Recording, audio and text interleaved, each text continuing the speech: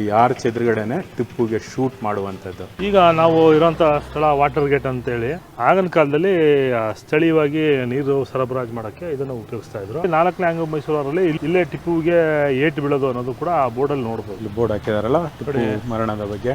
At the northern end of arch way Tipu Sultan May 4th 1799.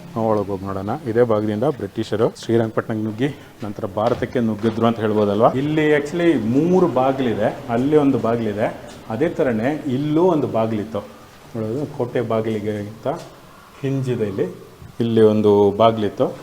ಅದೇ ಥರ ನಾವು ಮುಂದೆ ಬಂದು ನೋಡೋದಾಗಿದ್ರೆ ಇಲ್ಲೂ ಅದೇ ಥರ ಹಿಂಜ್ ಕಾಣಿಸ್ತಾ ಇದೆ. ಇಲ್ಲಿ ಒಂದು ಬಾಗಿಲಿತ್ತು, ಅದ್ರಲ್ಲಿ ನೋಡೋದು ಕೆಲವು ಡಿಸೈನ್ ಎಲ್ಲ ಇದೆ. ಈ ಒಂದು ಕಲ್ಲಿಗೆ ಮಾತ್ರ ಇಡೀ ಈ ಬಾಗಿಲೊಳಗೆ. ಅದೇ ಥರ ಇಲ್ಲಿದೆ ಬಾಗಿಲು. ಇಲ್ಲಿ ಆನೆ ಬರೋದನ್ನ ತಡೆಯೋದಕ್ಕೋಸ್ಕರ ಅಂತ ಇದು ಹಾಕಿದ್ದಾರೆ. ಆನೆ ಬರ್ದೇ ಇರೋಕ್ಕೋಸ್ಕರ.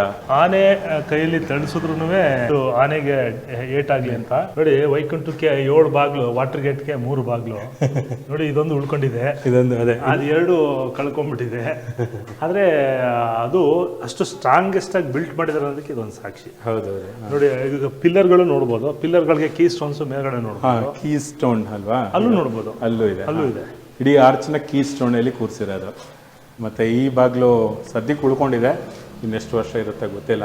ಒಂದು ಪೆನ್ಸಿಲ್ ಸ್ಕೆಚ್ ಇದೆ, ಬ್ರಿಟಿಷ್ ಅಧಿಕಾರಿಗಳು ಮಾಡಿದಂಥ ಸ್ಕೆಚ್, ಟಿಪ್ಪಿಗೆ ಶೂಟ್ ಮಾಡುವಂಥ ಸ್ಕೆಚ್ ಅದು. ದರಿಯಾ ದೌಲತ್ತಲ್ಲಿ ದರಿಯಾ ದೌಲತ್ತಲ್ಲಿ ಇದೆ ಅದು. ಅದರಲ್ಲಿ ನಮ್ಗೆ ಕ್ಲಿಯರ್ ಆಗಿ ಕಾಣುತ್ತೆ.